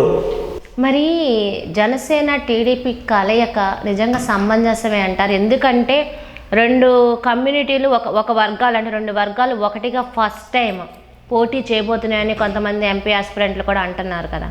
అమ్మా ఒకటే నిజం చెప్తాను, ఇది మంచిగా అంటున్నారు కదా. ఒకటి మంచిదే, సమాజంలో అన్ని వర్గాలు అన్ని సామాజిక వర్గాలు కలిసి ఉండడం శుభ పరిణామం, వెల్ అండ్ గుడ్, ఒప్పుకుందాం. రాజకీయాల్లో కూడా కలయికలు కూటములు ఏర్పడటం సహజం, వెరీ గుడ్. కానీ మీరు ఒకే కత్తిలో 2 వరలు, ఒకే వరలో 2 కత్తులు ఈముడితే అనే సామెతని ఉంటారా? ఒకే వరలో 2 కత్తులు ఈమడవు, ఇది అదే. అంటే పవన్ కళ్యాణ్ అయితే షార్ప్ అని అయితే మీరు ఒప్పుకుంటున్నారు. నేను షార్ప్ అంటలా, జనం అంటున్నారు 2 మాయగాళ్లే, ఈయన వాడు నమ్మడు వాడు నీడు నమ్మడు, ఇంకా ఈ 2 ఒకే కలిసి కాపురం ఎట్లా చేస్తే అంటున్నారు జనాలు అంటున్నారు. నేనేమంటలా, 2 మాయే, 2 షేను బీడు, 2 దొంగలే తోడు దొంగలు, ఈయన వాడు నమ్మడు వాడు నీడు నమ్మడు, ఎట్లా కలిసి కాపురం చేస్తారు అని జనాలు అంటున్నారు. అందుకే కదా బీజేపీతో పొత్తు కూడా. ఇంకో 3 ఎందుకమ్మా ఇప్పుడు త్రిశూల వ్యూహం పాదయాత్రలో సక్సెస్ కాదు ఇంతవరకు అయితే ఏ రోజు జరగలేదు. నారా లోకేష్ పాదయాత్ర మరి సక్సెస్ అందరూ సాధించారు. ఇంకోటి త్రిశూల వ్యూహం సక్సెస్ రేట్. మరి 2 బీజేపీ కలిస్తే టీడీపీ జనసేనతో మరి త్రిశూల వ్యూహం అనేది ఖచ్చితంగా ముందుకెళ్తున్నట్టే కదా, అది గెలుపు దిశగా అనుకోవచ్చు కదా. బీజేపీ కాంగ్రెస్ పార్టీతో పాటు సమానంగా ఉందా? అసలు బీజేపీ పుట్టుక కాంగ్రెస్ పార్టీ కంటే ముందు ఉందో లేకపోతే కాంగ్రెస్ పార్టీతో ఉంది. అప్పటి నుంచి ఇప్పటిదాకా ఆంధ్రప్రదేశ్ కూడా ఉంది మ్యాప్లో. ఇప్పుడు విడిపోయి తెలంగాణ ఆంధ్రప్రదేశ్ అయినా కానీ అదే ప్రాంతం అదే జనాలు అయితే ఉన్నారు. అప్పటి నుంచి కంటెస్ట్ చేస్తున్న బీజేపీ ఆంధ్రప్రదేశ్లో ఏనాడన్నా సింగిల్ డిజిట్ దాటిందా? ఒకటి. నాకు తెలిసి ఎప్పుడు నేను పిల్లగాళ్ళ పుస్తకంలో చదువుకున్నా లేకపోతే ఈ చరిత్ర పాఠాల వల్ల విన్న మాట ఏంటంటే ముప్పవరపు వెంకయ్య నాయుడు మాజీ ఉపరాష్ట్రపతి భారతదేశం వాళ్ళు మాత్రమే 1-2 సార్లు చేసినారు ఆంధ్రప్రదేశ్ ఇటువైపు నుంచి. అటు తర్వాత ఎప్పుడు వాళ్ళు రాజ్యసభకో లోక్సభకో లేకపోతే రాజ్యసభకో కౌన్సిల్కో నామినేట్ చేయబడితే తప్ప కంటెస్ట్ చేసి గెలిచిన బీజేపీ అభ్యర్థి నాకు తెలిసి ఈ ప్రాంతాల్లో ఎవరు ఉండకపోవచ్చు, లేరు అనుకుంటున్నా. మరి బీజేపీ మీరు అన్నట్లు లేవనుకున్నా ఆ సెంట్రల్ ఉన్న బీజేపీ రాష్ట్రంలో ఎవరు గెలవాలన్నా గెలవకూడదన్నా అనేది రూలింగ్ ఎలా చేయగలుగుతుంది? ఎన్ని చేసినా వాళ్ళకి లేకపోవచ్చు రాష్ట్రంలో, కానీ మిగతా పార్టీలు ఏది రన్ అవ్వాలని డిసైడింగ్ ఎలా చేయగలుగుతుంది? అయితే ఆ రూలింగ్ మీకు రావట్లేదే. మేము ప్రాంతీయ పార్టీ తల్లి. అది సెంట్రల్ పార్టీ కాబట్టి రాష్ట్రంలో ఎక్కడ ఎవరు గెలవాలన్నా ముందుగా బీజేపీ నుంచే వస్తుంది. అది ఎవరైనా చెప్పగలం. మొన్న ఎలక్షన్స్లో 2019లో టీడీపీ వస్తుందని కాన్ఫిడెంట్తో టీడీపీ ఉంది. ప్రజల్లో కూడా గట్టిగా ఎవరు వెళ్ళలేదు. కానీ ఖచ్చితంగా వైసీపీ వస్తుంది అనేది మోడీ అనేది నినాదం అనేది గట్టిగా ఆయన మీటింగ్స్లోనే అర్థమైపోయింది. జగన్మోహన్ రెడ్డి అప్పుడు మేనిఫెస్టో రిలీజ్ చేశాడు. ఎప్పుడు మనకి ఈ బడ్జెట్ సమావేశాల తర్వాత మోడీతో గొడవ పడిన తర్వాత మేనిఫెస్టో ఒకటి రిలీజ్ చేయడం జరిగింది. అంటే ఆమోదం అక్కడి నుంచి ఉంది. ఆ బీజేపీ సపోర్ట్ వల్ల జగన్మోహన్ రెడ్డి వచ్చాడనేది వినబడుతుంది. మరి అదే బీజేపీ ఈ రోజున టీడీపీ జనసేన పొత్తుతో వస్తే జగన్మోహన్ రెడ్డికి ఓటమి ఖాయమా? చెప్పండి, అది బహిరంగ చెప్పమనండి. టీడీపీతో బీజేపీతో జనసేనతో మేము ముగ్గురు కలిసి ఒకే గ్రూపు, మేము ముగ్గురమే అని చెప్పమనండి. వస్తే అని అంటున్నారు. ఎప్పుడు రోజున ఓకే అయితే ఒక 4-5 రోజులు ఓకే అవుతుందట. ఒకవేళ అవునా కాదన్న సింహం సింగిల్గా వచ్చింది మ్యామ్. సింగిలే సింహం సింగిల్, పందులే గుంపులుగా వస్తారని సినిమా. అదే మేము కూడా అప్లై చేస్తా ఉన్నాం. ఏ ఊరు ఎంతమంది వచ్చినా ప్రజల గుండెల్లో స్థిరమైన గూడు కట్టుకున్నవాడు జగన్మోహన్ రెడ్డి. జెండలు జత కట్టడమే మీ ఎజెండా. జనం గుండెల్లో గూడు కట్టుకోవడం మా ఎజెండా. నేను ఇప్పుడు అనాలిసిస్ నేను చెప్తున్నా ప్రజల్లో. మీరు ఇన్నాళ్ళు చంద్రబాబు నాయుడు జగన్మోహన్ రెడ్డి రాజకీయం చేశారు ప్రజలతో అంటున్నారు కదా. ఇప్పుడు ప్రజలు అసలు రాజకీయ నేతలతో ఫస్ట్ టైం ప్రజలు రాజకీయం చేస్తున్నారు. సైలెంట్ ఓటుతో కొట్టబోతున్నారు. అది ఒప్పుకుంటారా? ఖచ్చితంగా. ప్రజలు చాలా తెలివైన వాళ్ళు, ప్రజలు చాలా విఘ్నత కలిగి ఉన్నవాళ్ళు, ప్రజలు చాలా రాజకీయ అనుభవం నేర్చుకుని ఉన్నవాళ్ళు. ఇవాళ చాలా అవేర్నెస్ పొలిటికల్గా వచ్చింది, యూత్ పెరిగింది, ఎడ్యుకేషన్ పెరిగింది. కాబట్టి ప్రజలు ఏమంత అమాయకులేం కాదు. ఎవరు ఏంటి అని బేరీజు వేసుకునే రోజులు రానే వచ్చినాయి. ఆ రోజుల్లో ఉన్నాం మేము. 98.5% ఆఫ్ ది మేనిఫెస్టో అమలు చేశాం. ప్రజలు మాకు ఓటింగ్ ఇచ్చారు, ప్రజలు మాకు రేటింగ్ ఇచ్చారు. ఖచ్చితంగా ప్రజలు డిసైడ్ చేశారు. వాళ్ళు ఫిక్స్. తీర్పు నిర్ణయం జరిగిపోయింది మ్యామ్. తీర్పు నిర్ణయం రిజర్వ్ చేసినారు. పెట్టుకోండి. ఏదైనా సరే ఒక ఆడది బిడ్డను కానీ డెలివరీ అయ్యేదాకా డెలివరీ అయింది బిడ్డ ఒక పుట్టిందని అనరు. లోపల బిడ్డ రూపురేఖలు వచ్చినాయి, ఓకే రేపు డెలివరీకి సిద్ధంగా ఉంది, అవ్వచ్చనే అనుకుంటారు కన్ఫర్మేషన్ అని. ఆ తర్వాత అవుతుందా లేదా, బిడ్డ ఆరోగ్యంగా పుడుతుందా లేదా, ఓకే అనేది ఎవరం కనలేము. ఇది అంతే. ఆల్రెడీ అసలు చెప్పొద్దు. ఎందుకంటే ప్రజలు సైలెంట్ గా ఉన్నారు. టీడీపీ వైసీపీ అనే దాంట్లో లేదు. చాలా సైలెంట్ గా ఉన్నారు. లేదు మ్యామ్. ఓకే, మీ దగ్గర ఉన్న మీకు ఉండొచ్చు. కానీ జనాల అభిప్రాయం ఏంటి అంటే ప్రతి గుడిలో జగన్మోహన్ రెడ్డి గారు స్థిర నివాసం ఏర్పాటు చేసుకుని ఉన్నారు. పక్కా. ఎందుకు ఉన్నారు? ఆయన చేసిన సంక్షేమ కార్యక్రమాలు, ఆయన ప్రజల పట్ల తీసుకునే శ్రద్ధ, ఆయన సమస్యల పట్ల స్పందించే తీరు, ఆయన రెస్పాండ్ అయ్యే విధానం, ఆయన ఎలా ఇమ్మీడియట్గా స్పందించేటట్టు గుణం, ఆయన ప్రజలతో ఎలా మమేకమైపోతున్నారని తీరు, ఇవన్నీ జనాల్లో ఆయన దగ్గర చేసినాయి. జనాల గుండెల్లో గుడి కట్టుకునేదానికి అవకాశం ఏర్పాటు చేసినాయి. నిస్వార్థం లేని నాయకుడు ఆయన. ఒకే ఒక కోరిక, పార్టీ పెట్టే ముందు కానీ పార్టీ పెట్టడానికి ఏర్పాటు చేస్తున్నప్పుడు కానీ ఒకే ఒక మాట, లైవ్ ఆన్ రికార్డ్. ఏంటంటే నాకు ఏమొద్దనా, ఈ పదవులు వద్దు, ఈ రాజకీయాలు వద్దు, ఈ డబ్బు వద్దు, ఈ దశకు ఏ వద్దు. ప్రతి పేదోడి ఇంట్లో మా నాన్న వైఎస్ రాజశేఖర రెడ్డి గారి బొమ్మ ఉండట్టు నా బొమ్మ కూడా ఉండాలన్న. ఫినిష్.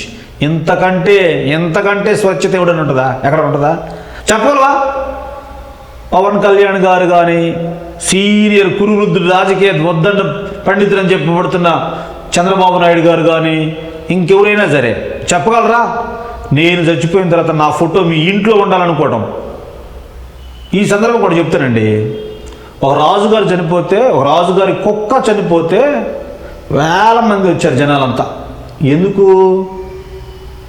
అంటే మా కుక్క చనిపోయింది, రాకపోతే రాజుగారు చూస్తాడు, మేడం గారు రాలేదు, మురళి గారు రాలేదు, ఇంకో ఆయన రాలేదు, ఇంకో లేదు, ఏమి రావా, మా కుక్క చనిపోతే సంతాపానికి నన్ను ఓదార్చడానికి రావా అని చెప్పేసి అంటారని వచ్చి ఆదరేసుకొని పోతారు ముఖస్థుతి కోసం.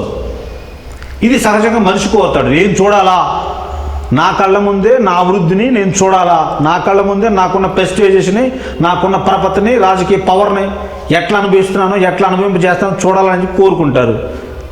కానీ మా నాయకుడు అదేనలే. జగన్మోహన్ రెడ్డి గారు ఏమన్నారంటే, నేను చనిపోయిన తర్వాత నా ఫోటో ప్రతి పేదోడి ఇంట్లో మా నాన్నగారి ఫోటో పక్కన ఉండాలనుకున్నారు. ఎందుకు పెడతాం ఫోటోలు? మన ఇళ్లలో ఫోటోలు ఎందుకు పెట్టుకుంటాం? ఇదిగో ఈ టైం సో టైంలో ఈయన నాకు మేలు చేసినాడు, ఈ దేవుడు నాకు ఇబ్బందుల్లో నన్ను నా మొరాలకించాడు, ఇదిగో ఈ మా నాన్నగారు ఈ భవిష్యత్తుకి కారణమైన ఈ పథకాలు రచించాడు, ఈ ప్లాన్స్ వేసాడు, ఈ అట్మాస్ఫియర్ క్రియేట్ చేశాడు, ఈ ఇన్కమ్ సోర్స్ నాకు చూపించాడు, నా డెవలప్మెంట్కి కారణం ఏనని ఫోటోలు పెట్టుకుంటాం. నా జన్మకు కారణం ఇదిగో మా అమ్మ ఫోటోలు పెట్టుకుంటాం. అంతేనా? అన్నెసరీ ఫొటోస్ పెట్టుకుంటారు ఇంట్లో ఎవడన్నా? మరి జగన్మోహన్ రెడ్డి గారు నా ఫోటో పెట్టుకోవాలి, వాడు ఇంట్లో ఎందుకు కోరుకుంటారంటే ఇట్ షుడ్ కంపల్సరీ, అది ఖచ్చితంగా అవసరం. పేదల రకంగా వాళ్ళ గుండెలు అంత స్థానం నేను సంపాదించుకోవాలని కోరుకోవడం, ఇది మగతనం అంటే. ఓకే, మరి ఇక్కడ పల్నాడు పరిస్థితి చూసుకుంటే ఈ నర్సరావుపేట పార్లమెంట్లో అసలు వైసీపీ ఎన్ని నియోజకవర్గాలు గెలుపొందవచ్చు? 7 గెలుస్తున్నాం. నరసరావుపేట పార్లమెంటు పరిధిలో ఉన్న 7 అసెంబ్లీ సెగ్మెంట్లలో 7 గెలుస్తున్నాం. ఎలా? జనామోదం అండి. అదే జనం ఈరోజు టీడీపీ వైపు కూడా ఉన్నారండి. అరే ఇప్పుడు చిరంజీవి గారు సీనియర్ మోస్ట్ యాక్టర్, తెలుగులో మంచి పాపులారిటీ ఉన్న యాక్టర్. అది యాక్టర్గానే నేను చెప్తుంది, వేరే కాదు, యాక్టర్గానే. ఆయన ఈ ప్రాంతానికి వస్తే నేను చిరంజీవి గారి అభిమానిగా పోయి చూస్తా. నాలాగా ఆయన అంటే పిచ్చున్నటువంటి జనం వేల మీదకి వస్తారు. చిరంజీవి గారు మా తమ్ముడు జనసేన పార్టీ అంట, వాడికి ఓట్లేనని చెప్పేసారు అంటే నేను అంటానా? చూసే వాళ్ళందరూ వేస్తారా? కానీ నాకు ఈ ప్రాంతానికి ఇప్పుడు మా ఎమ్మెల్యే గారు వాళ్ళ మిస్సెస్ గారు ఈ ప్రాంత పర్యటన ఉంది, వస్తున్నారని నాకు ఇంటిమేషన్ ఉంది. నేను ఇప్పుడు అర్జెంటుగా పోయి ఫాలో అవుతా. నేను తినకున్నా, నాకు కన్వీనియన్స్ ఉన్నా లేకున్నా. ఎందుకు? అది నాకు పిచ్చి. మా నాయకుడు జెండా మోయాలా, మా నాయకుడు అడుగుజాడలు నడవాలా, మా నాయకుడు ఆజ్ఞను పాటించాలా, మా నాయకుడిని ఒకసారి చూసుకోవాలా అనేటువంటిది నా పిచ్చి. పిచ్చి వేరు, మీ మనసులో ఉన్నటువంటి పిచ్చి వేరు, మీ ముఖస్థితి కోసం మేడం బాగున్నారా అనటం వేరు. చిరంజీవి గారు వస్తే being an actor, is from Telugu, మంచి యాక్టర్, సీనియర్ యాక్టర్ అనే ఉద్దేశంతో చూసే జనం వేరు, నిలబడేవాడు వేరు. మేము ఇక్కడ జగన్మోహన్ రెడ్డి గారి ఇక్కడ జనం నిలబడ్డారు. పైసలు లేకుండా, బిర్యానీ ప్యాకెట్లు లేకుండా, ఇంకోటి లేకుండా ఆ అందమైన నేను సవాల్ రండి, మీరు ఎక్కడికైనా రండి, స్వచ్ఛందంగా వస్తున్నారండి బాబు. ప్రజలు ఎవరు ఏ సభ పెట్టినా అన్నిటికీ ఒకలానే వస్తున్నారు. అయినా మరి మాకు 151 సీట్లు వచ్చినాయి. ఇప్పుడు కూడా 175 వస్తాయి. ఇదే ఇంటర్వ్యూ అయిపోయిన తర్వాత 2024 ఆఫ్టర్ ఎలక్షన్ మీరు 151 సీట్లకు ఎక్కువ రాకపోయినా తక్కువ వచ్చినా నేను మీ ఎదురుగా ఉంటాను. ఖచ్చితంగా మ్యామ్, వెల్కమ్. చూద్దాం, లెట్ వి సీ. మేమైతే మరలా చెప్తున్నాం 175/175. పెద్ద కళ్ళగారండి, ఖచ్చితంగా చేరుకోవడం కోసం పరిశ్రమించండి. అబ్దుల్ కలాం గారి సందేశం పాటిస్తున్నాం. సరే, మీ పెద్దకూరపాడు నియోజకవర్గానికే వస్తా. మరి ఇక్కడ పెద్దకూరపాడులో కొమ్మలపాటి శ్రీధర్ అన్న రావచ్చు, లేకపోతే భాష్యం ప్రవీణ్ రావచ్చు అనేది గట్టి వినికిడి వినిపిస్తుంది. మరి ఒకవేళ భాష్యం ప్రవీణ్ గారు వస్తే మరి నంబూరు శంకర్రావు గారు రిలేటివ్ అని అనుకోవచ్చు దగ్గరగా. మరి ప్రజలు ఎవరికి వేయాలి? మీకు ఇందాకే చెప్పామండి, యుద్ధంలో తలపడిన తర్వాత బంధం లేదు, బంధుత్వం లేదు. పిల్లల్ని మొత్తాన్ని విద్యావంతులు చేసి వాళ్ళకి బేస్ నేర్పి కొన్ని దేశాలకి రాష్ట్రాలకు వెళ్తున్న పిల్లలు భాష్యం పునాది ఉంది, అక్కడ కనిపించట్లేదు ఓటింగ్. వాళ్ళంతా ఈ కాన్స్టిట్యుయెన్సీ వాళ్ళు కాదు. భాష్యం ప్రవీణ్ స్కూల్లో, భాష్యం స్కూల్స్లో చదువుకున్న పిల్లలంతా కూడా మీరు ఏమనుకుంటున్నారు? Corporate college, corporate school. ఎంతమంది పర్సెంటేజ్ దాంట్లో పిల్లలు ఉంటారు? ఫ్రమ్ ఏ కమ్యూనిటీ నుంచి ఉంటారు అంటే ఫైనాన్షియల్గా వెల్ సెటిల్డ్ అయిన ఫ్యామిలీస్ నుంచే ఉంటారు, రైట్? దాంట్లో ఎన్ని నోట్లు ఉంటాయి? ఎస్, మీ స్కూల్లో చదివిన పిల్లలు ఎంతమంది ఇప్పటికీ కూడా కాన్ఫిడెన్స్లో ఉన్నారు? ఎందుకంటే వాళ్ళంతా చదువులు అయిపోయి, గ్రాడ్యుయేషన్లు అయిపోయి, ఉద్యోగుల కోసం అమెరికానో, ఆస్ట్రేలియానో, లండనో, కెనడో అప్గ్రేడ్ పోయి బ్యాచ్ ఉంటుంది. మీకు ఓట్లు ఎక్కడ ఉంటాయి? ఎస్, వినండి, లెట్ మీ కంప్లీట్ నౌ. మీ పిల్లల తల్లిదండ్రులుగా అక్కడ ఉన్నటువంటి స్థానికులు ఉంటారు, చూసినారా? వాళ్ళు వేస్తారు, మీకు వేస్తారు కృతజ్ఞత పూర్వకంగా. మా పిల్లడికి మంచి చదువు చెప్పించాడు, మా పిల్లడు మంచి భవిష్యత్తులో ఉన్నాడు, బాగున్నాడు అని చెప్పి ఆ కృతజ్ఞత మీకు ఓటేయాలన్నా ఎంతమంది ఉంటారు? ఒక ఊరిలో 10 కుటుంబాలు ఉంటాయి. 10 మంది పిల్లలు ఉంటారు. ఆ పిల్లలంతా సక్సెస్ అయిన వాళ్ళు దాంట్లో 5 మంది ఉంటారు. 5 కుటుంబాలు, 5 కుటుంబాల్లో వాళ్ళ తల్లిదండ్రులు ఇద్దరు ఉంటే, ఒకవేళ ఉంటే 5 నుండి 10 ఓట్లు వస్తాయి. రిమైనింగ్ పార్ట్ అంతా గవర్నమెంట్ స్కూల్లో చదువుకునే పిల్లలంతా, గవర్నమెంట్ స్కూల్ బాగుపడితే నాడు నేడు ద్వారా అనుభవించే పిల్లలంతా, గవర్నమెంట్ స్కూల్లో యూనిఫామ్ తీసుకునే పిల్లలంతా, వాళ్ళ మంచి ఆహార భోజనాలు, లెట్ మీ కంప్లైంట్, మంచి ఆహారం తీసుకునే వాళ్ళు, హెల్తీ ఫుడ్ తీసుకునే వాళ్ళు, యూనిఫామ్స్, షూస్, చెప్పల్స్, ఎవ్రీథింగ్ ప్రభుత్వం నుంచి లబ్ధి పొందేటువంటి వాళ్ళు ఓట్లన్నీ ఎటయ్యాలా? మంచి మంచి ఫీజులు తీసుకొని మా పిల్లలకు విద్యాబుద్ధులు చెప్పించారని చెప్పేసి కృతజ్ఞతతో వేస్తే ప్రవీణ్ని గెలిస్తే ఇన్ని సౌకర్యాలు పొందిన ప్రజలంతా ఓట్లేసి ఎటు గెలవాలా? అంటే ప్రతి నియోజకవర్గంలో ప్రజలకు ఏం కావాలో చేసింది జగన్మోహన్ రెడ్డి. Sure. అది క్లారిటీ, అది ఓపెన్ సీక్రెట్ అండి. అంటే గెలుపు ఇక్కడ సరే గెలుపు నమ్ము శంకర్రావే అంట. నల్లేరు మీద నడక అంతే. శంకర్రావు గారిని ఆపటం, చందమామకో సూర్యుడికో చెయ్యడ్డం పెట్టడం ఒకటే. ఎంత మెజారిటీతో గెలవచ్చండి? పోయినసారి మేము 15,000 మెజార్టీ సంపాదించాం. ఇక్కడ ఈ పెదకూరపాడు నియోజకవర్గంలో 15,000 మెజార్టీ సంపాదించాం పోయినసారి. ఇప్పుడు 30,000 మెజారిటీ. ఎస్, మా టార్గెట్ అది. మా టార్గెట్ 30,000 మెజారిటీ. ఎందుకంటున్నానంటే పోయినసారి మేమేం చేయకుండా వచ్చాం.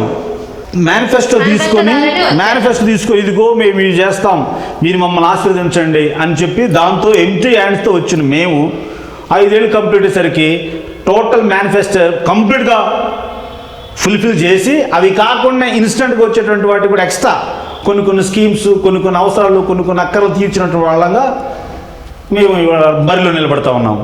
ఈ ఎలక్షన్కి అయితే టీడీపీ వైసీపీ వారనే అంటాను.